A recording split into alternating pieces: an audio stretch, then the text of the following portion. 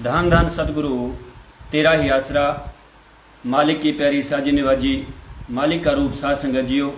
मैं अवतार सिंह इंसान, शहनशाहों के शहनशाह वाली दो जहान, पूजनीक हजूर पिताजी महाराज जी व सारी साध संगत जी के चरण कमलों में पाक पवित्र नारा बोलता हूँ जी। मेरा नारा प्रवान करना जी। धन धन सतगुरु तेरा ही आसरा। साध संगत जियो, जैसा कि आपको पता ही है कि पिछले कुछ सालों से फेथ वर्सेस वर्डिक्ट की टीम शहनशाह जी के साथ हुई साजिशें, जो उनके साथ जो साजिशें हुई हैं उनका सच साध संगत को और पूरी दुनिया को बताने के लिए लगातार कोशिशें कर रही है। और इसी कड़ी को आगे बढ़ाते हुए आज मैं आपके समक्ष लाइव पेश हुआ हूं। आज मैं आपको बताने जा रहा हूं कि शहनशाह जी के साथ किस प्रकार से साजिशें रची गई, साजिशें रचने वाला कौन है, किस किसने मिलकर साजिशें रची। तो प्यारी साध संगत जी, इतिहास इस बात का गवाह है कि आज तक हर एक संत, पीर, फकीर, महापुरुष, गुरु के साथ साजिशें हुई हैं और साजिशें रचने वाले आज तक कभी भी बाहर से चलकर नहीं आए। वो हमेशा उनके अपने ही हुए हैं, वो हमेशा उनके अपने ही हुए हैं। तो प्यारी साध संगत जी, यहां पर भी इतिहास अपने आप को आज दोहरा रहा है। हमारे सतगुरु जी के साथ भी साजिशें हुई हैं और सभी साजिशें रचने वाले अपने ही हैं, कोई भी बाहर से चल के नहीं आया। सबसे पहले अपने ही जो होते हैं वो चाल में शामिल होते हैं, उसके बाद जो कोई बाहर का होता है फिर वो शामिल होता है। प्यारी साध संगत जी, साध संगत जी, पहले हमें इसके बारे में कुछ भी पता नहीं था, कुछ भी मालूम नहीं था। हमें भी ये लगता था कि हाँ जी, पिताजी अपने आप गए हैं, अपने आप आए हैं, क्योंकि जिम्मेवारों के द्वारा यही बातें सुनने को मिलती थी। लेकिन जब हमने पूज्य हजूर पिताजी के केसों को पढ़ा, पूज्य हजूर पिताजी के केस की फाइल हमारे हाथ में लगी और वकीलों से उनको पढ़वाया, तो प्यारी साध संगत जी, उस समय हमारे पैरों के नीचे से जमीन ही खिसक गई थी कि इतने बड़े बड़े ब्लंडर, साध संगत जी, इतने बड़े बड़े ब्लंडर तो आपने कभी फिल्मों में भी देखे व सुने नहीं होंगे। इतने बड़े ब्लंडर हैं पिताजी के केसों के अंदर। और प्यारी साध संगत जियो, अगर कोई भी जिम्मेवार, हम लोग या साध संगत का कोई आदमी अपने जिम्मेवारों से पूज्य हजूर पिताजी के बारे में पूछ लेता है कि पिताजी कब आएंगे, उनके साथ केसों में क्या हो रहा है, हमारे वकील क्या कर रहे हैं, तो हमें एक ही बात जिम्मेवारों के द्वारा सुनने को मिलती है कि सतगुरु तो वो तो आप ही गए हैं और अपने आप ही आएंगे। तो कोई भी जिम्मेवार, अगर हम उनसे सवाल पूछते हैं तो जिम्मेवारों को ऐसे लगता है कि जैसे 440 वोल्ट का जो करंट है उनके ऊपर छोड़ दिया गया हो, और इसके बारे में कोई भी जवाब हमें नहीं देता है। प्यारी साध संगत जियो, तो इसके बारे में पूज्य हजूर पिताजी ने भी एक बार कहा था, किसी पत्रकार ने उनसे पूछा था पिताजी से कि गुरुजी, आपके ऊपर जो दोष लगाए गए हैं, इन दोषों के बारे में आप क्या कहना चाहोगे। तो पूज्य हजूर पिताजी ने वचन फरमाए थे कि भाई, ये तो एक रेत की दीवार है, अगर फूंक मारोगे तो एकदम से उड़ जाएगी। तो वाकई साध संगत जियो, ऐसी ही बात है, बिल्कुल है तो ये रेत की दीवार, लेकिन इस दीवार को इतना पक्का और इतना मजबूत कर दिया गया कि और किया किसने, इस रेत की दीवार को मजबूत करने वाले भी अपने ही हैं। तो प्यारी साध संगत जी, मैं ज्यादा समय आपका ना लेता हुआ आज आपको बताऊंगा कि किस प्रकार से साजिशें हुई, साजिशें रचने वाला कौन कौन है, किस प्रकार से साजिशें रची गई पूज्य हजूर पिताजी के साथ। तो प्यारी साध संगत जियो, जैसा कि आप सबको पता ही है कि ये जो शुरू हुआ था मामला, ये सारे के सारे केस सबसे पहले शुरू हुए थे एक गुमनाम चिट्ठी से। एक गुमनाम चिट्ठी किसी ने लिख दी और उस चिट्ठी लिखने वाले का आज तक भी पता नहीं चला कि वो चिट्ठी लिखने वाला असल में है कौन। तो एक वो चिट्ठी थी जो गुमनाम चिट्ठी भारत के माननीय प्रधानमंत्री को लिख दी गई, माननीय राष्ट्रपति को लिख दी गई और हरियाणा के मुख्यमंत्री को लिख दी गई, माननीय हाई कोर्ट को भी एक चिट्ठी भेज दी गई, और भारत देश की अलग अलग जगह पे अलग अलग महिला संस्थानों में, यानी सैकड़ों हजारों जगह पर वो चिट्ठी एकदम से बांट दी गई, वितरित कर दी गई। तो प्यारी साध संगत जियो, कुछ ही समय के बाद सरकार के द्वारा उस चिट्ठी के ऊपर एक्शन ले लिया गया। चिट्ठी के ऊपर एक्शन लेते हुए वो चिट्ठी भेजी गई सबसे पहले एसपी सिरसा के पास कि एसपी साहब, इस चिट्ठी की जांच पड़ताल करें, इन्वेस्टिगेशन कीजिए कि असल में ये चिट्ठी है क्या। तो एसपी साहब ने वो चिट्ठी दे दी डीएसपी सिरसा को, और डीएसपी साहब ने तकरीबन कुछ ही दिनों में 15-20 दिनों में उसकी रिपोर्ट की उसकी जांच करके चिट्ठी की उसकी रिपोर्ट बनाकर वापस भेज दी। और उन्होंने अपनी रिपोर्ट में बिल्कुल सही लिखा कि ये चिट्ठी बिल्कुल फेक है, ये बिल्कुल झूठी है, इसका कोई भी आधार नहीं है, इसका कोई भी मुंह कोई भी सिर नहीं है, कोई सिर पैर नहीं है, ये बेसलेस है, आधारहीन है, ये चिट्ठी बिल्कुल फेक है। तो उन्होंने अपनी सही रिपोर्ट भेजी।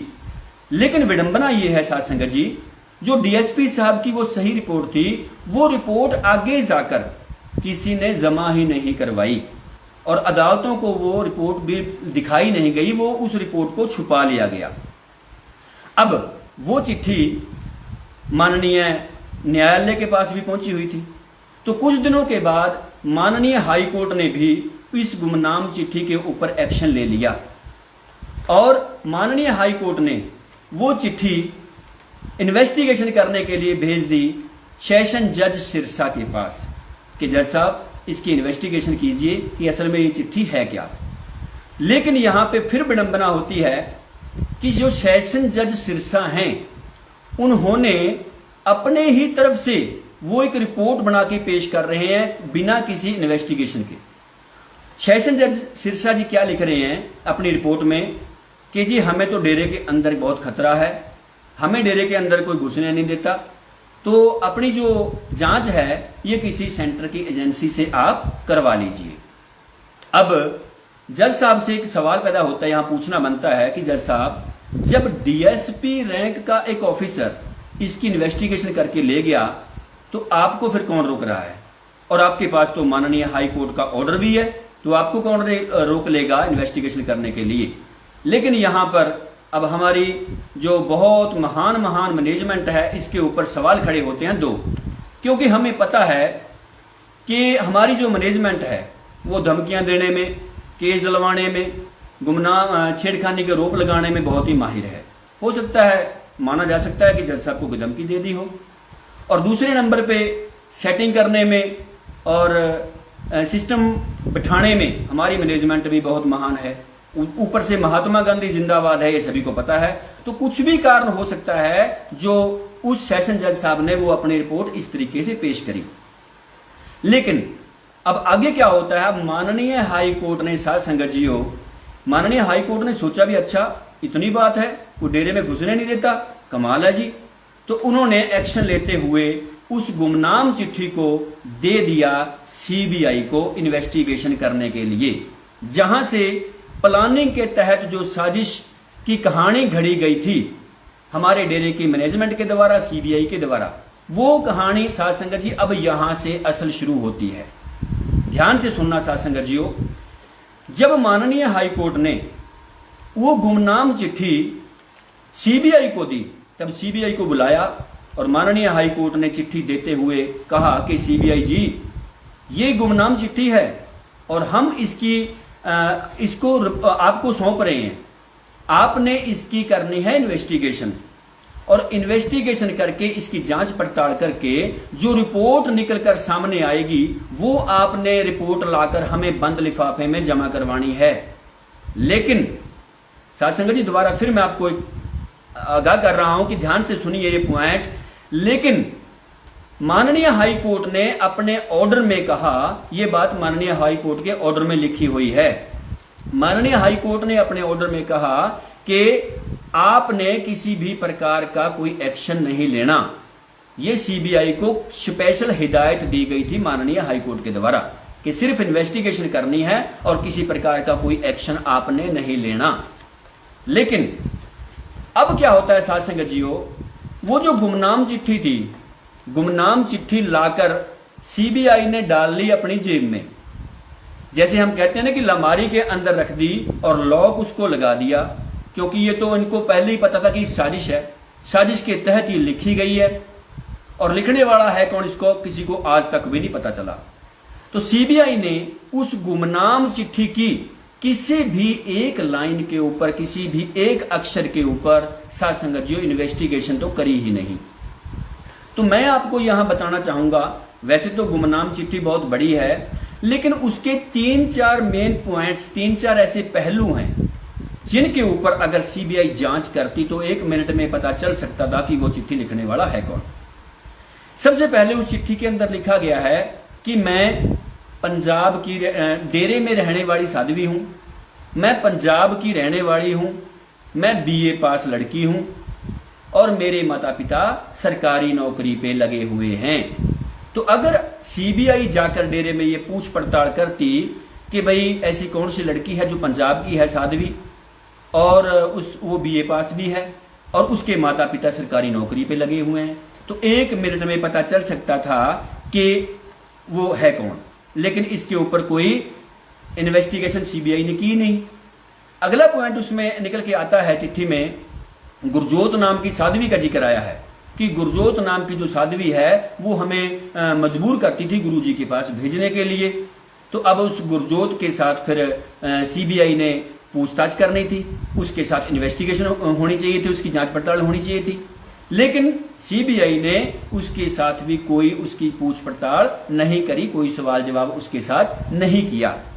तीसरा जिक्र आता है साथ संगत जी हॉस्टल की वार्डन का चिट्ठी के अंदर कि हॉस्टल की एक वार्डन है जो हमें मारती है, पीटती है, भूखा रखती है और हमें गुरुजी के पास भेजने के लिए मजबूर करती है। तो फिर सीबीआई को उस हॉस्टल की वार्डन के साथ पूछ पड़ताल करनी चाहिए थी, उससे सवाल जवाब करने चाहिए थे, जो कि बिल्कुल भी नहीं किए गए। और उसके बाद जिक्र आता है कि डेरे के अंदर एक ऐसी साध्वी है जिसकी पीट पीट कर, कूट कूट कर उसको उसकी रीढ़ की हड्डी तोड़ दी गई है। लेकिन प्यारी साध संगत जियो, सीबीआई को ढूंढना चाहिए था कि ऐसी डेरे में कौन सी साध्वी रहती है जिसकी पीट पीट कर रीढ़ की हड्डी तोड़ दी गई है। लेकिन ऐसा कुछ भी ढूंढने की कोशिश सीबीआई ने बिल्कुल भी नहीं करी। और चिट्ठी के अंदर लास्ट पॉइंट जो लिखा हुआ है वो भी बहुत अहम है। वो लास्ट पॉइंट क्या कहता है कि डेरे के अंदर मेरे जैसी 30-40 साध्वियां और भी हैं जिनके साथ गलत काम होता है या हुआ है, उनका मेडिकल करवाया जाए। लेकिन आज तक सीबीआई ने किसी भी एक साध्वी का मेडिकल क्यों नहीं करवाया, किसी भी साध्वी का मेडिकल नहीं करवाया।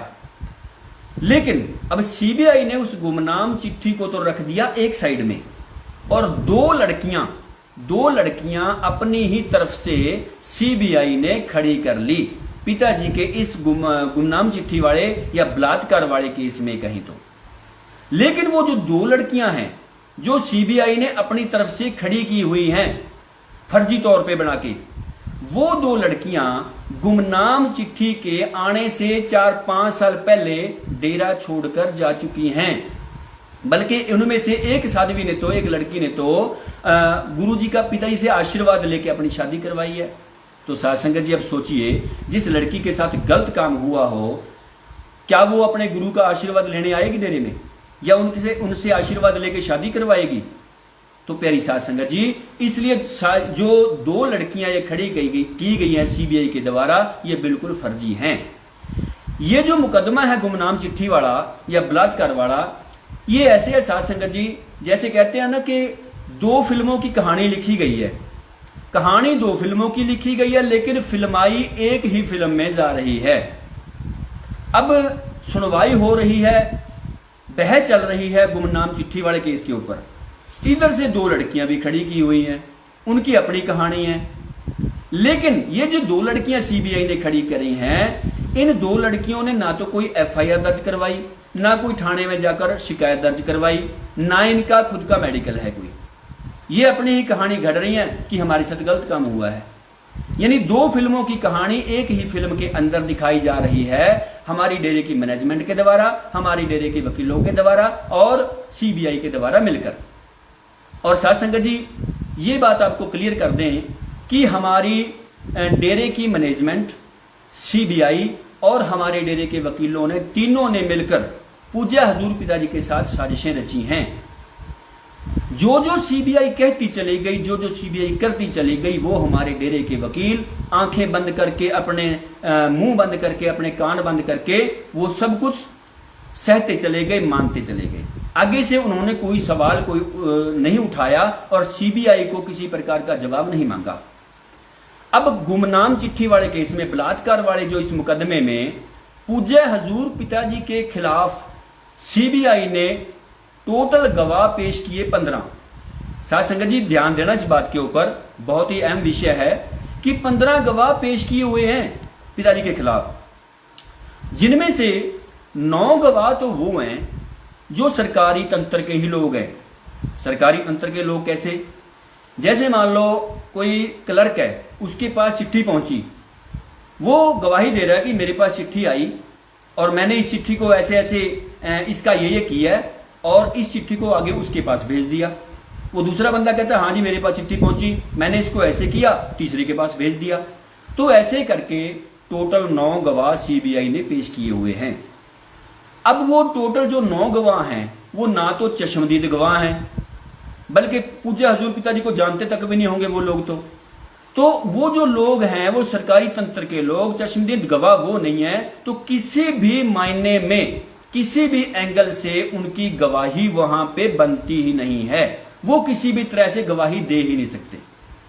तो 15 में से 9 तो ये निकाल दो, 15 में से 9 निकल के बाकी कितने रह गए? 6। अब 6 में से एक कौन है?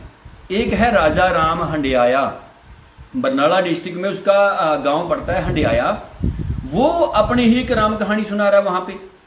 वो क्या कह रहा है अपने बयान में? क्या कह रहा है कि मैं जी तर्कशील सोसाइटी का प्रेसिडेंट हूं और मैं इस चिट्ठी को बांट रहा था, वितरित कर रहा था। डेरे के 15-20 बंदों ने आके मेरे ऊपर अचानक से हमला कर दिया, मेरे सिर में डंडे मारे, रोड़े मारी, मुझे बेहोश करके मरा हुआ समझ के छोड़ के चले गए। यानी उसकी ये कहानी है। अब उससे, उस राजा राम हांडिया से कोई पूछे कि भाई साहब अगर तेरे ऊपर हो गया हमला, तो जिस बंदे ने तेरे सिर में रोड़े मारी, तेरे सिर में डंडे मारे, तेरे को मारने की कोशिश करी, तो जिन 15-20 बंदों ने तेरे को मारने की कोशिश की, जानलेवा हमला किया तेरे ऊपर, तो तू जाके भाई साहब जी उसके खिलाफ रिपोर्ट दर्ज करा, उनके ऊपर FIR दर्ज करा। तो तू यहां पे गुमनाम चिट्ठी वाले बलात्कार बड़े मुकदमे में, गुरु जी के बड़े मुकदमे में उनके सामने गवाह बन के कैसे खड़ा है? तो तू किस एंगल से गवाही दे सकता है? तेरे ऊपर जानलेवा हमला हुआ तो उन बंदों के ऊपर FIR दर्ज करवा जाके। तो तू चश्मदीद गवाह नहीं है, तो तेरा इस बलात्कार के मुकदमे से क्या लेना देना है? तो उसकी भी साथ संगत जी गवाही किसी भी एंगल से बनती ही नहीं है। अब 6 में से एक बंदा ये निकल गया, राजा राम हंडिया, इसके ऊपर भी कांटा मार दीजिए। पीछे रह गए 5 गवाह। अब 5 में से कौन कौन है? एक है लड़की का बाप, जो ये 2 लड़कियां खड़ी करें ना सीबीआई ने, एक है लड़की का बाप, एक लड़की का पति और एक लड़की का जीजा। तीनों पारिवारिक मेंबर हैं। अब साथ संगत जी आप सबको पता होगा, आपके भी छोटे मोटे केस चलते होंगे कि जो शिकायत करता है उसके परिवार का कोई भी मेंबर उसके हक में गवाही नहीं दे सकता अगर वो चश्मदीद गवाह नहीं है। तो यहां पर जो ये 3 बंदे खड़े किए हैं सीबीआई ने, तीनों के 3 बंदे ना तो चश्मदीद गवाह हैं। लड़की का बाप ये कहता है कि मेरे को बताया मेरी लड़की ने कि ऐसा गलत काम हुआ, पति भी ये बोल रहा है कि मेरी पत्नी ने मुझे बताया। तीनों के 3 बंदे चश्मदीद गवाह भी नहीं है और ऊपर से पारिवारिक मेंबर हैं। तो उन तीनों की भी गवाही किसी भी एंगल में कोर्ट में मान्य हो ही नहीं सकती, वो गवाही दे ही नहीं सकते। तो प्यारी साहब संगत जी 5 में से 3 ये निकाल दो तो पीछे कौन रह गया? सिर्फ 2 लड़कियां। तो जब कोई गवाह ही नहीं है तो फिर ये बताओ, सीबीआई ये बता दे, ये जवाब दे दे कि हमारे गुरुजी के ऊपर मुकदमा किस बेस से चल रहा है, किस कारण से उनके ऊपर इतने बड़े बड़े आरोप तय कर दिए गए हैं, किस कारण से उनके ऊपर इतनी बड़ी बड़ी धाराएं लगा के उनको जेल के अंदर बंद कर दिया गया है। तो साथ संगत जी यहां पर क्या है, दोबारा फिर बता दें कि हमारी जो डेरे की मैनेजमेंट, हमारे डेरे के वकील और सीबीआई तीनों आपस में मिले हुए हैं, एक ही थाली के चट्टे बट्टे हैं। हमारे डेरे के वकीलों ने आज तक एक भी मुकदमा पूज्य हजूर पिताजी के पक्ष में उनको जिताने के लिए तो लड़ा ही नहीं। सारे के सारे केस जानबूझकर ये हारे हैं। हमारे पास इस बात के पुख्ता सबूत हैं और आज तक हमारे डेरे के वकीलों ने कोई भी ऐसा सबूत जो हमारे गुरु जी की, हमारे सतगुरु की बेगुनाही को साबित करता हो, वो एक भी सबूत आज तक किसी भी अदालत में हमारे डेरे के वकीलों ने रखा ही नहीं। जिस प्रकार से जो जो कहते गए, जो गवाह पेश करते गए, जो जो कुछ भी वो कहते चले गए, वो सब हमारे डेरे के वकील आंखें मूंद कर मानते चले गए। अब इनमें से सोचने वाली बात है कि माननीय हाई कोर्ट के ऑर्डर के अनुसार, ऑर्डर की अवमानना करते हुए एफआईआर दर्ज की गई, जबकि हमारे डेरे के वकीलों को यह सवाल सबसे पहले उठाना चाहिए था कि सीबीआई जी ये जवाब दे दो, आपने हमारे गुरु के ऊपर एफआईआर दर्ज करी तो करी कैसे? आपके ऊपर तो किसी भी प्रकार का ऑर्डर ही नहीं, आपके पास तो ऑर्डर ही नहीं है कुछ भी करने का, एक्शन लेने का, तो आपने ऑर्डर कैसे किया? तो माननीय हाई कोर्ट के ऑर्डर की अवमानना करते हुए, उल्लंघना करते हुए एफआईआर दर्ज हुई है, जो बिल्कुल फर्जी है। दूसरे नंबर पे चिट्ठी लिखने वाले का आज तक पता नहीं चला कि चिट्ठी लिखने वाला है कौन। तीसरे नंबर पे जो माननीय हाई कोर्ट ने कहा था कि आपने इन्वेस्टिगेशन रिपोर्ट जमा करवानी है, तो किसी प्रकार की इन्वेस्टिगेशन रिपोर्ट अदालत में जमा नहीं करवाई गई। और उसके बाद जो गवाह पेश किए गए हैं सीबीआई के द्वारा, वो सारे के सारे गवाह फर्जी हैं। तो साथ संगत जी हो, अब हम लोगों ने कानून की एबीसी भी नहीं पढ़ी, फिर भी हम सबको इतना कुछ मालूम हो गया। तो लेकिन अब आप सोचिए, तो ये सारे जो सवाल हैं अदालतों के अंदर सीबीआई के सामने किसको उठाने चाहिए थे? हमारे डेरे के वकीलों को उठाने चाहिए थे, जो हमारे साध संगत का करोड़ों अरबों खरबों रुपया गबन कर गए। और ये डेरे के जो वकील हैं साध संगत जी, किए किसने हैं? ना हमने किए, ना आपने किए, ये वकील खड़े किए हैं हमारी डेरे की मैनेजमेंट ने। तो फिर सवाल किसके ऊपर उठते हैं? सवाल उठते हैं डेरे की मैनेजमेंट के ऊपर कि ऐसे ऐसे वकील खड़े किए हुए हैं। साध संगत के बीच में आकर बोला जाता था कि भाई झोलियां फैला फैला कर ये बोलते थे कि इतने पैसे दो जी, लाखों रुपया दो, बड़े से बड़े वकील खड़े करने हैं। तो साध संगत जी ऐसे वकील खड़े किए जिन्होंने किसी भी प्रकार का कोई विरोध सीबीआई का नहीं किया।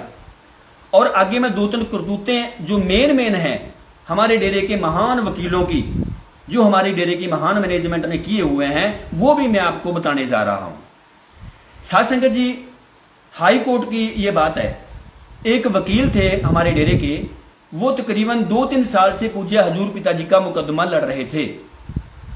तो लेकिन वकील साहब को कोई बात समझ में आई कि भाई ये तो बहुत बड़ा बलंडर है, ये तो बहुत बड़ा समुंदर है, और जिस दिन ये बातें साध संगत में चली गई या दुनिया में चली गई तो यहां तो बहुत बड़े बड़े समुद्री जहाज डूबेंगे।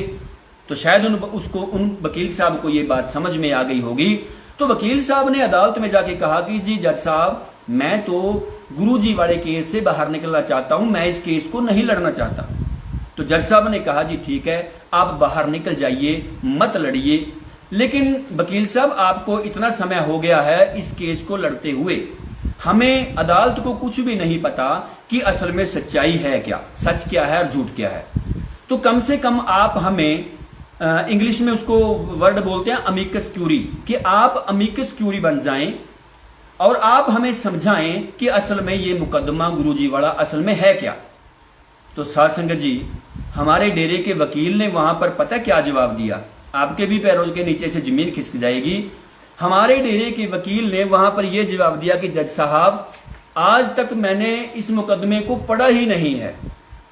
तो देखिए, महान मैनेजमेंट ने, जो महान वकील इतने बड़े बड़े खड़े किए हुए हैं, वो अदालत के अंदर ये बोल रहे हैं कि मैंने तो आज तक इस केस को पढ़ा ही नहीं है।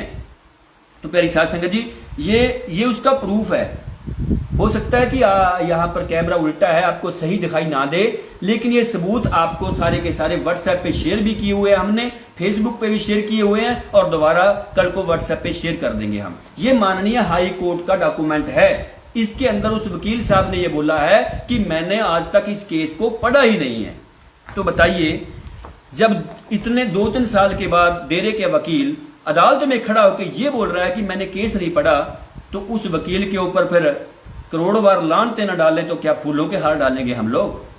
साध संगत बोलती है कि आप गलत बोलते हो, वकीलों को गलत बोलते हो, मैनेजमेंट को गलत बोलते हो।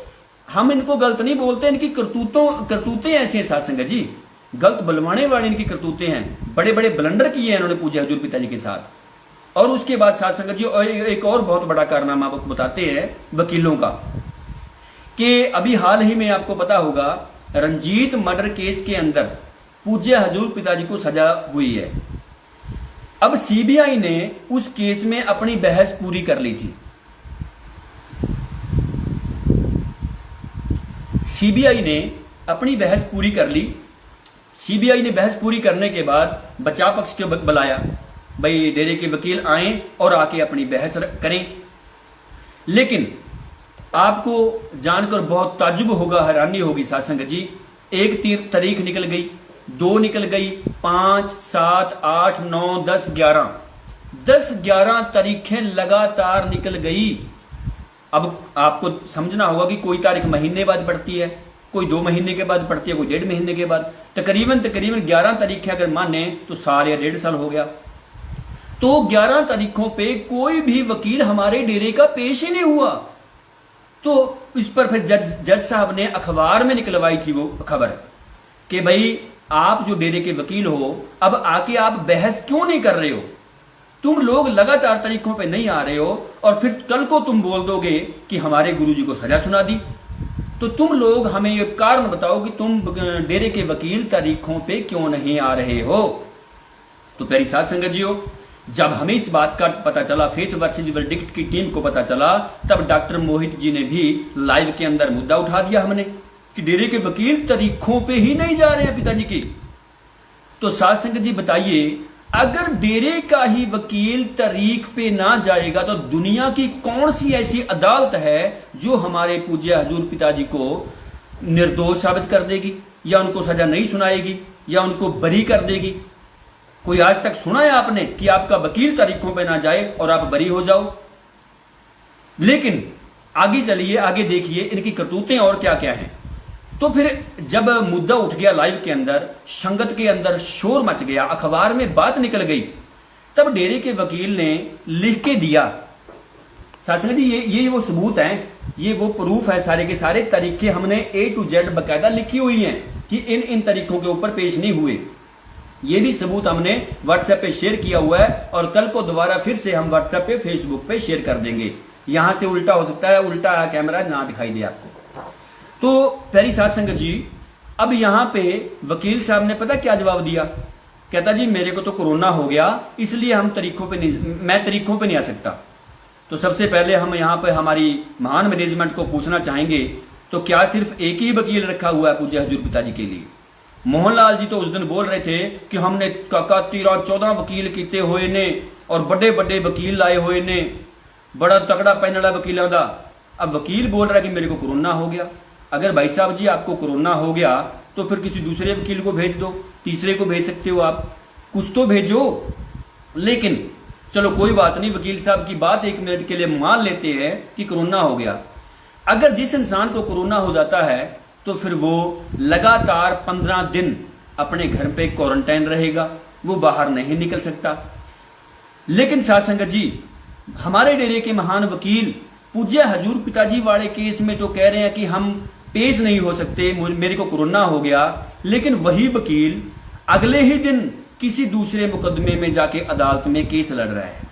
तो प्यारी साथ संगत जियो, तो बताइए ऐसे ऐसे महान वकीलों के ऊपर फिर लानतें ही बनती हैं और तो कुछ बनता नहीं है, क्योंकि इनके सारे के सारे काम लानतों वाले हैं।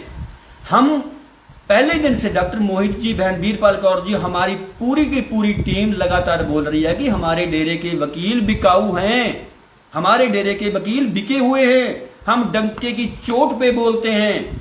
अगर कोई डेरे का वकील ये बोले कि हाँ मैं सही हूं, आप जो बातें बोल रहे हो सारी बातें झूठी हैं, तो फिर आके हमारे साथ प्रेस कॉन्फ्रेंस रख ले, प्रेस कॉन्फ्रेंस में हमारे साथ बैठ जाए, या जिस तरीके से वो चाहे हमारे साथ बात कर सकते हैं। हम हर तरीके की बात करने के लिए तैयार हैं तेरी साथ संगत जियो।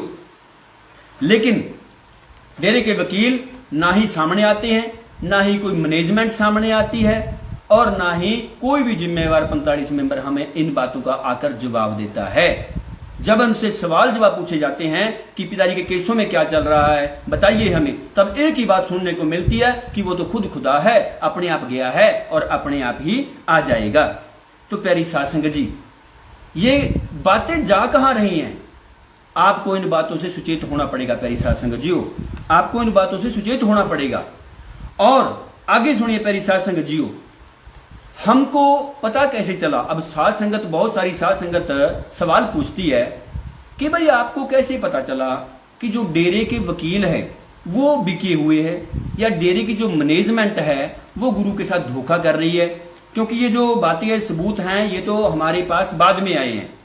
तो सबसे पहले जो वाकया हुआ साध संगत जी, वो मैं आपको बता रहा हूं। एक बार क्या हुआ, जब पूज्य हजूर पिताजी को सजा हो गई थी, तब वहां सुनारिया के अंदर, जेल के अंदर हथियार पाए गए थे और बहुत बड़े बड़े गैंगस्टर अपराधी वहां पे मिले थे। और वहां पे सुनने में आया था कि एक मर्डर भी हो गया था उन दिनों में। तब डॉक्टर मोहित इंसान जी ने पूज्य हजूर पिताजी अपने सतगुरु का फिक्र करते हुए एक याचिका हाई कोर्ट में लगाई थी। वो उस याचिका में उन्होंने पूछा था, सवाल उठाए थे जेल प्रशासन के ऊपर कि जेल प्रशासन हमें ये बताए कि हमारे गुरु जी का स्वास्थ्य कैसा है, उनको सुरक्षा क्या प्रोवाइड करवाई जा रही है, उनका खान पान कैसा है, तो ये हमें बताया जाए। अब हर एक इंसान का, हर एक शिष्य का ये फर्ज बनता है कि वो अपने गुरु का फिक्र जरूर करे। तो डॉक्टर मोहित इंसान जी ने भी अपने गुरु का फिक्र करते हुए, अपने गुरु की चिंता करते हुए वो याचिका हाई कोर्ट के अंदर दायर कर दी। अब उसका जवाब किसने देना था? उसका जवाब देना था जेल प्रशासन ने, क्योंकि जेल प्रशासन के ऊपर सवाल उठे थे। अब आपको यहां पर भी जानकर साध संगत जी हैरानी होगी, यहां पर भी आपके पैरों के नीचे से जमीन खिसकेगी, क्योंकि उसका याचिका का जवाब देने के लिए अब वहां पर जेल प्रशासन आगे नहीं आया, वहां पर आगे आके खड़ी हो गई डेरे की मैनेजमेंट। डेरे की मैनेजमेंट ने एक बहुत बड़ा जो वकील था वो हायर किया। ये जो गर्ग नरवाणे हैं, एरा गैरा नथु खैरा है, फावड़े फूवड़े जो भी है, इनके ऊपर तो विश्वास नहीं किया, बहुत बड़ा वकील हायर किया। और उस वकील ने अंदर से एक चिट्ठी ला करके रख दी सामने जज साहब के कि जज साहब ये चिट्ठी है, ये गुरुजी ने दी है, और इस चिट्ठी में गुरुजी ने कहा है कि जो डॉक्टर मोहित जी ने ये याचिका लगाई है ये बिल्कुल झूठी है। हम डॉक्टर मोहित जी को नहीं जानते, और डॉक्टर मोहित को बोलो कि हमारी कोई चिंता करने की जरूरत नहीं है, डॉक्टर मोहित हमारी कोई फिक्र ना करे। तो प्यारी साध संगत जियो, जैसे अब चिट्ठियां लिखी आ रही हैं ना, आप उनके ऊपर विश्वास कर रहे हो कि चिट्ठियां आ रही हैं, ऐसी ही चिट्ठियां शुरू से आ रही हैं। गुमनाम चिट्ठी भी ऐसी थी, उसके बाद जो ये डॉक्टर मोहित जी को दिखाई गई चिट्ठी, हाईकोर्ट को दिखाई गई, वो भी झूठी थी। तो ये चिट्ठियों का सिलसिला तो शुरू से ही जारी है। अब मैं आपके साथ जो आपको बताना चाह रहा हूं प्यारी साध संगत जी, जब चिट्ठी लाकर सामने रखी, जज साहब की टेबल के ऊपर चिट्ठी आई, तो उन्होंने देखा कि ये क्या है, तो उन्होंने क्या कहा। और डेरे के वकील ने, एक बात और बता दूं खास यहां पे, डेरे के वकील ने ही ये सुझाव दिया जज साहब को कि जज साहब ऐसे तो आज एक डॉक्टर मोहित एक खड़ा हुआ है गुरु के हक में, ऐसे तो फिर 7 करोड़ साध संगत है, सारे के सारी साध संगत गुरु के हक में खड़ी हो जाएगी तो कोर्ट का टाइम खराब होगा। जज साहब ऐसे कीजिए कि डॉक्टर मोहित को कम से कम 1 लाख रुपया जुर्माना आप लगा दीजिए, ताकि कल को कोई दूसरा डॉक्टर मोहित बनकर गुरु के हक में अदालत के सामने खड़ा ना हो जाए। तो देखिए प्यारी साध संगत जी क्या क्या सुझाव दे रहे हैं हमारे डेरे के महान वकील। तो जब ये संगत सवाल उठाती है ना, ये जो मैनेजमेंट के चमचे, मैनेजमेंट के अंधभक्त सवाल पूछते हैं, सवाल करते हैं कि डॉक्टर मोहित को तो जी जुर्माना लगाया था अदालत ने, तो ये जुर्माना हमारी डेरे की करतूतों के कारण लगा था, हमारी डेरे की वकीलों की करतूतों के कारण लगा था। तो प्यारी साध संगत जी हो, लेकिन अब उसी दौरान, चलो ये तो हो गया, ये सब कुछ होते हुए डॉक्टर मोहित जी को 50,000 का जो जुर्माना था वो अदालत ने लगा दिया। अब लेकिन एक सिस्टम और भी है कि जिसने ताला बनाया ना साध संगत जी, जिसने लॉक बनाया है, चाबी भी उसने साथ में बना के रखी हुई है। अब पूज्य हजूर पिताजी अपना सिस्टम कैसे बनाते हैं? पूज्य हजूर पिताजी ने जो सारा काम किया पड़ा है, सिर्फ हमने एक कदम चलना है। वो कैसे? उसी दौरान एक डॉक्यूमेंट, एक पेपर जज साहब की टेबल के ऊपर आता है, और उस कागज के ऊपर पूज्य हजूर पिताजी के सिग्नेचर नहीं किए हुए थे, सिर्फ और सिर्फ अंगूठा लगा हुआ था। तब वहां जज साहब ने पूछा कि भाई राम रहीम जी के सिग्नेचर क्यों नहीं है, उनका अंगूठा क्यों लगा हुआ है। तब जो हमारे डेरे के महान महान महान वकील है, उन वकीलों ने वहां पे ये बोला, इधर उधर देखते हुए ये कहा कि जी हमारे गुरुजी अनपढ़ हैं जी, वो खास पढ़े लिखे नहीं है। तो प्यारी साध संगत जी हो, अब ऐसे वकीलों को जो अदालत में खड़े होकर हमारे गुरुजी को ये कह रहे हैं कि वो अनपढ़ है, ऐसे वकीलों को फिर अब दोबारा से फूलों के हार आप कैसे डाल दोगे, ये बताइए, लानते ही डालोगे ना आप भी इनके ऊपर। तो उन्होंने जब उनको कहा कि अनपढ़ है, तब हमारी जो टीम है, हमारी टीम के बंदे वहां पे बैठे हुए थे, एकदम से उन्होंने झट से कहा कि नहीं जज साहब रुकिए, ये बात जो हमारे डेरे के वकील बोल रहे हैं बिल्कुल झूठी है, बिल्कुल फेक है। हमारे पूज्य हजूर पिताजी हिंदी लैंग्वेज, पंजाबी लैंग्वेज और इंग्लिश लैंग्वेज तीनों भाषाएं अच्छे से लिखते हैं, बोलते हैं, पढ़ते हैं। उन्होंने सैकड़ों ग्रंथ लिखे पड़े हैं, हजारों शब्द उन्होंने खुद लिखे हुए हैं, फिल्मों की कहानियां वो आप लिखते हैं। और तो छोड़िए, इंग्लैंड की सरकार ने डॉक्टरेट की उपाधि उनको दी हुई है यहां पे आके। तो हमारे डेरे के वकील ये कैसे कह सकते हैं कि वो अनपढ़ है। तो प्यारी साध संगत जी, फिर वहां पर जज साहब की वर्डिंग थी कि हमें लगता है कि कुछ दाल में काला है। दाल में काला ही नहीं प्यारी साध संगत जी हो, यहां पर तो पूरी की पूरी दाल ही काली हुई पड़ी है। अब जो हमारे महान वकील हैं, उन महान वकीलों से मैं ये पूछना चाहूंगा, जिस घटिया और जिस नकारा वकील को ये ही नहीं मालूम कि मेरा क्लाइंट कितना पढ़ा लिखा है, जिनके नाम के सामने ही डॉक्टर शब्द लगता है। अब साध संगत जी, डॉक्टर शब्द मैं अपने साथ नाम के साथ नहीं लगा सकता, आप में से कोई भी ऐसे बिना डिग्री के नहीं लगा सकता।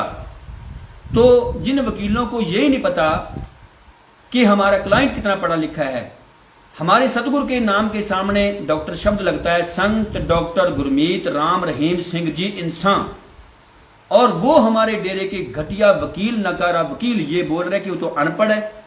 और ये खबर प्यारी साध संगत जी झूठी नहीं है, ये खबर अगले दिन अखबार में भी आई थी। इसका भी हमारे पास सबूत पड़ा है, इसका भी हमारे पास सबूत है, ये भी हम आपको दिखाएंगे, सुबह शेयर कर देंगे। अखबार में आई थी कि डेरे के वकीलों ने गुरु जी को बताया अनपढ़, और याचिकाकर्ता ने दिखाए 3-3 भाषाओं के सबूत। तो प्यारी साध संगत जीओ, इन वकीलों को हमारी जो डेरे की मैनेजमेंट है ये पूछ ही नहीं रही है कि डेरे के वकील आखिर कर क्या रहे हैं। क्या पूज्य हजूर पिताजी को अनपढ़ बताने के लिए इन्होंने वकील खड़े किए हुए हैं? क्या हमारे गुरुजी को सजाएं करवाने के लिए इन्होंने वकील खड़े किए हुए हैं? क्या यहां पर जो कुछ भी हो रहा है मानते चले जा रहे हैं, मानते चले जा रहे हैं, कोई बहस नहीं करते। वहां पर अदालतों के अंदर तो बहस करनी पड़ती है, सवाल जवाब करने पड़ते हैं, सवाल उठाने पड़ते हैं, सवाल पूछने पड़ते हैं, सवालों के जवाब देने पड़ते हैं। लेकिन हमारे जो डेरे के वकील है ना, ये खासकर गर्ग नरवाणा जी का नाम आता है, कहते हैं ये तो कोई भी वहां पर सवाल जवाब करते ही नहीं थे। जज साहब खुद बोलते थे कि भाई साहब, वकील साहब जी आप भी कुछ बोलो। तो हमारे जो डेरे के वकील है, महान वकील हैं, वो अंत में सिर्फ एक ही लफ्ज बोलते थे कि जी हमारे गुरुजी निर्दोष हैं जी, इनको रिहा कर दिया जाए। तो मैं इन घटिया वकीलों से ये पूछना चाहता हूं साध संगत जी, तो क्या ऐसे कोई बिना बहस किए या बिना कोई सवाल जवाब उठाए, बिना कोई सबूत अदालत में रखे, कौन सी ऐसी अदालत है दुनिया की जो हमारे गुरुजी को ऐसे रिहा कर देगी? कौन सी दुनिया की ऐसी अदालत है, कौन से ऐसे जज हैं जो हमारे सतगुरु को ऐसे बरी कर देंगे? तो प्यारी साध संगत जीओ, ये बातें आपने सोचनी हैं। और हमारे जो डेरे के वकील हैं ये कर रहे हैं धोखा शुरू से ही।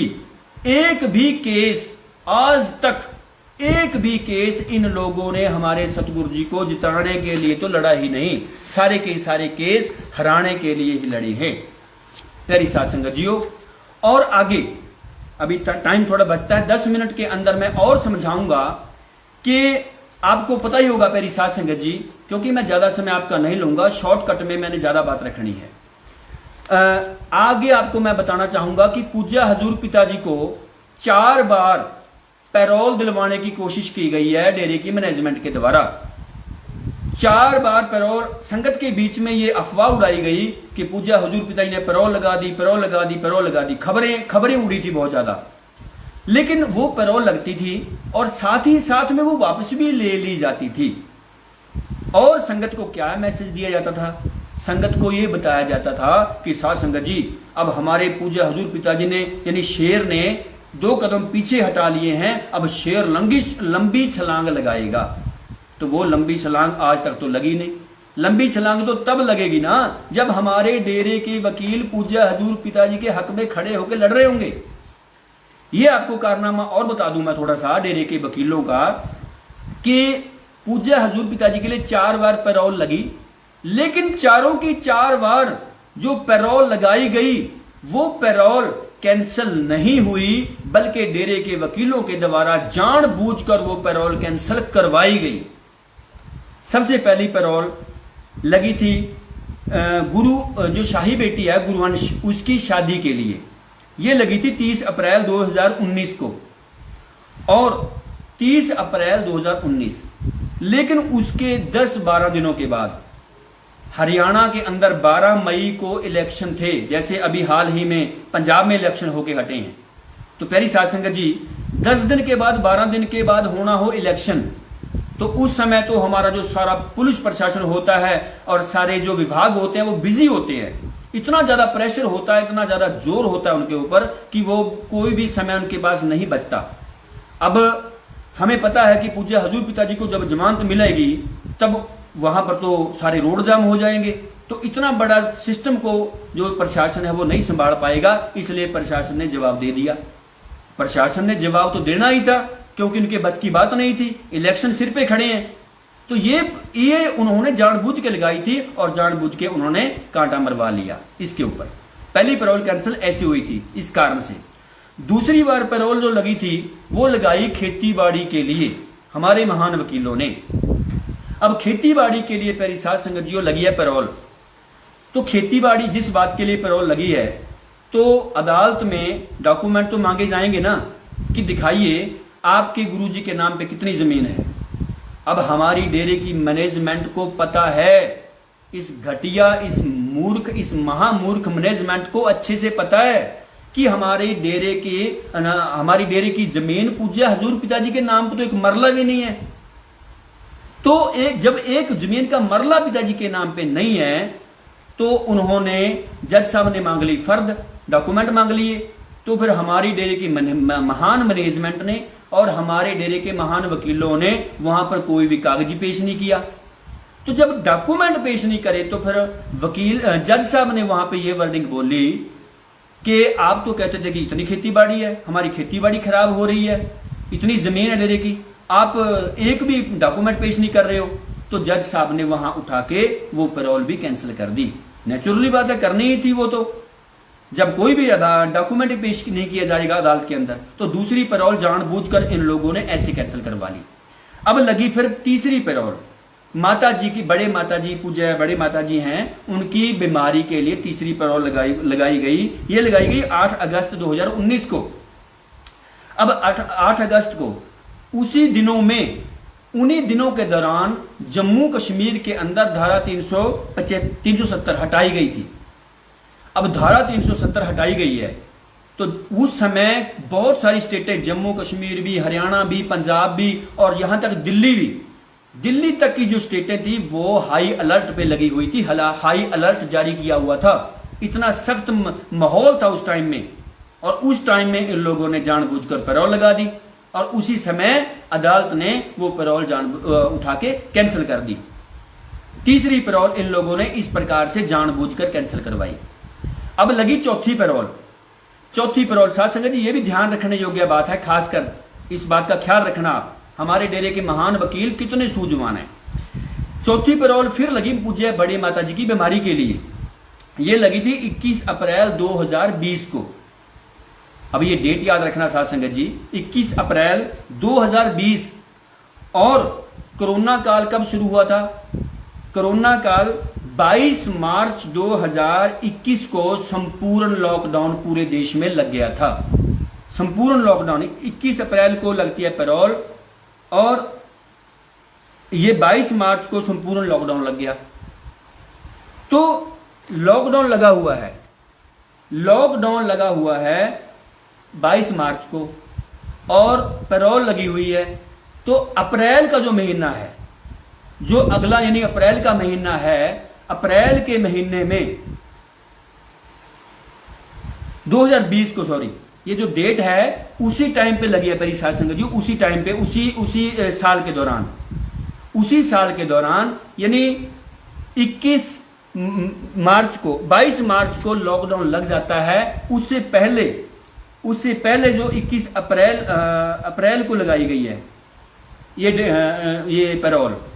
अब सोचने की बात है, मार्च में लॉकडाउन लग गया, मार्च में लग गया लॉकडाउन। अप्रैल का जो महीना है वो इतना संगीन माहौल है उस टाइम में कि अगर आप अपने घर से बाहर निकलते हो, गली में भी निकलते हो ना, तो पुलिस वाले डंडे मार रहे थे।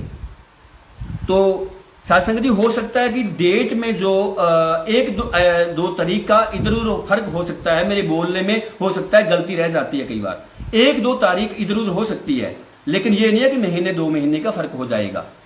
तो इसके लिए माफी चाहेंगे अगर 1 या 2 तारीख का अगर इधर उधर फर्क पड़ सकता है। तो प्यारी साध संगत जियो, अप्रैल के महीने में इतना सख्त लॉकडाउन लगा हुआ है कि हम अगर घर से बाहर हमारा बच्चा भी निकलता है तो पुलिस वाले डंडे मारते हैं कि चलो अंदर। सब्जी खरीदने के लिए भी हम बाहर नहीं निकल पा रहे हैं। तो हमारे महान वकीलों ने उस वक्त पे लगा दी पूज्य हजूर पिताजी की पैरोल। जो इंसान साध संगत जी हो कभी स्कूल के पिछले तरफ से भी नहीं गुजरा, स्कूल में कभी जिंदगी में गया ही नहीं, वो भी ये बात बता देगा कि भाई साहब इस महीने में कौन सा ऐसा महामूर्ख वकील है जो पैरोल लगा रहा है। तो उस महीने के अंदर अब आपको पता ही है कि पूज्य हजूर पिताजी जब आएंगे वहां सड़कें जाम हो जाएंगी, स्टेटें जाम हो जाएंगी। तो उस कोरोना काल के दौरान कौन सी ऐसी दुनिया की अदालत है जो हमारे पूज्य हजूर पिताजी को पैरोल दे देगी।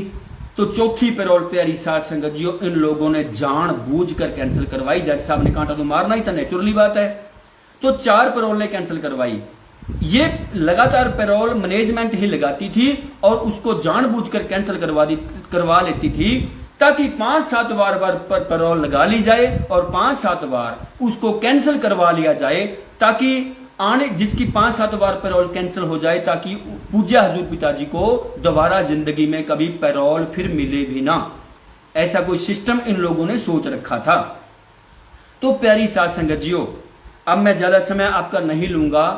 यहां पर अंत में एक ही बात आपको कहना चाहता हूं कि हमारे सतगुरु जी पूज्य हजूर पिताजी महाराज जी के साथ हुई साजिशें रचियां अपने बंदों ने, हमारी डेरे की मैनेजमेंट ने सीबीआई के साथ मिलकर, वकीलों के साथ मिलकर। पूज्य हजूर पिताजी हैं बिल्कुल निर्दोष।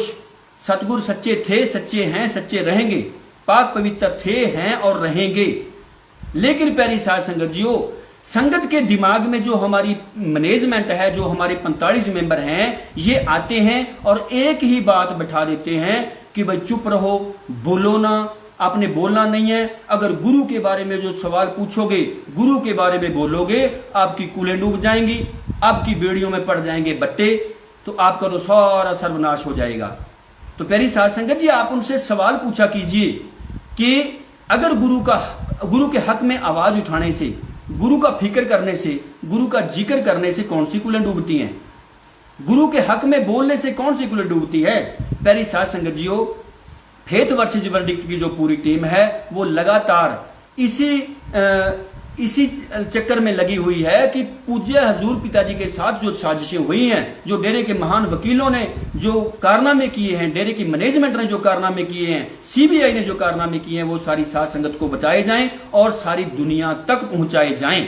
लेकिन जो हमारी डेरे की मैनेजमेंट है वो नहीं चाहती है कि ये सब बातें दुनिया तक पहुंचें, साध संगत तक पहुंचें। इसीलिए हमारे ऊपर हमले करवाए जाते हैं, इसीलिए हमारी आंखों में मिर्ची डलवाई जाती है, इसीलिए हमारे ऊपर छेड़खानी के झूठे आरोप लगवाकर हमें जेल करवाई जाती है। लेकिन हम इस मैनेजमेंट को बताना चाहेंगे कि मैनेजमेंट जी, अपने आंखों से काली पट्टी उतारकर और अपने तुम्हारे कानों में जो ये कीड़े हैं या अपने कीड़े जो गलत फहमी के ये निकाल के सुन लें कि फेथ वर्सेस वर्डिक्ट की पूरी टीम ये कसम खा चुकी है कि हम लोग अपने सतगुरु के साथ हुई साजिशों का एक एक सच पूरी दुनिया के सामने रख के रहेंगे, चाहे इसके लिए हमें कुछ भी करना पड़े, कुछ भी हो जाए, हमारे साथ जो मर्जी गुजरे, हमारे साथ जो मर्जी घटना हो, कुछ भी हो, हम लोग हमारे सतगुरु के साथ हुई साजिशों का एक एक सच पूरी दुनिया के सामने रख के रहेंगे। तो प्यारी साध संगत जी, हमारे ऊपर हमले क्यों किए जाते हैं? क्या कि सच ना पहुंचे? चीका में भी तो गए थे हम लोग, चीका में हम पूरी फाइलें लेके गए थे और पूरे के पूरे डॉक्यूमेंट लेके गए थे, वहां पर हमारे ऊपर हमला कर दिया गया, आंखों में मिर्ची डाल दी गई, ताकि संगत के बीच में कहीं ये लोग खड़े होकर सवाल ना पूछ लें। अब समाना के अंदर गुरचरण कौर भी वहां 50-60 गुंडे लेकर पहुंची थी, जहां पर मेरे मर्डर का प्लान बनाया गया था इन लोगों ने मिलकर। तो वहां पर जब 150-200 संगत इकट्ठी हुई खड़ी है, तब गुरचरण कौर ने हमें अंदर बंद क्यों बना के रखा? क्यों नहीं साध संगत के सामने हमें पेश किया? हमें साध संगत के सामने क्यों नहीं खड़ा किया कि साध संगत के बीच में खड़े होकर हम तो सवाल पूछेंगे और उनका जवाब देना, हम जवाब देने के लिए तैयार हैं। तो प्यारी साध संगत जियो, अब मैं समय ज्यादा नहीं लूंगा, लास्ट में एक बात मैं आपको बोलूंगा कि हम लोग हर बार इनको चैलेंज करते आ रहे हैं, अब भी आपको कहते हैं, इनको चैलेंज करते हैं कि अगर ये मैनेजमेंट, अगर ये कोई भी 45 मेंबर ये बोलता है कि जो बात फेथ वर्सेस वर्डिक्ट की टीम बोल रही है वो सब बातें झूठी हैं, तो हम कहीं पर भी इनके साथ बात करने के लिए तैयार हैं। चाहे ये जिले की नाम चर्चा रख लें, पूरे जिले की, कहीं पर भी जहां इनका दिल करता हो, ये काम करवाना, ये नाम चर्चा रखवानी है साध संगत ने, और वहां पर पूरी डेरे की मैनेजमेंट को बुला लिया जाए, सारे राजनीतिक विंग को बुला लिया जाए और वहां पर सारे 45 मेंबरों को बुला लिया जाए। जिन जिन डेरे के गद्दार वकीलों ने केस लड़े हैं पिताजी के, चाहे उनको भी साथ में बुला लिया जाए, एक माइक इनके हाथ में दे दिया जाए, एक माइक हमारे हाथ में, फेथ वर्सेस वर्डिक्ट के कुछ बंदे खड़े होंगे, हमारे हाथ में दे दिए जाए। तो प्यारी साध संगत जो दूध का दूध, पानी का पानी 1 मिनट में हो जाएगा, 1 मिनट में पता चल जाएगा कि गुरु का गद्दार असल में है कौन। लेकिन ये लोग इसीलिए ही हमें संगत के सामने आने ही नहीं देते, कहीं ये सच्चाई निकल के सामने ना आ जाए। तो प्यारी साध संगत जियो, इसी कड़ी को मैं आगे बढ़ाते हुए अभी 2 लाइव मैं और करूंगा। अभी हम बताएंगे जो हनीप्रीत है, हनीप्रीत का इसमें क्या रोल है, क्या क्या अहम भूमिकाएं निभाई हैं उन्होंने, और गुमनाम जो फर्जी मेडिकल रिपोर्ट है वो क्यों बनाई गई पूज्य हजूर पिताजी की, उसके पीछे बनाने का मकसद क्या था, और जो गुमनाम चिट्ठी है साध संगत जियो, गुमनाम चिट्ठी को सच कोई और नहीं कर रहा, सच साबित करने के लिए हमारी डेरे की मैनेजमेंट ने पूरा जोर लगाया हुआ है। वो किस प्रकार से जोर लगा रही है वो अगले लाइव में हम इसके खुलासे करेंगे, ये सब बातें आपको बताएंगे।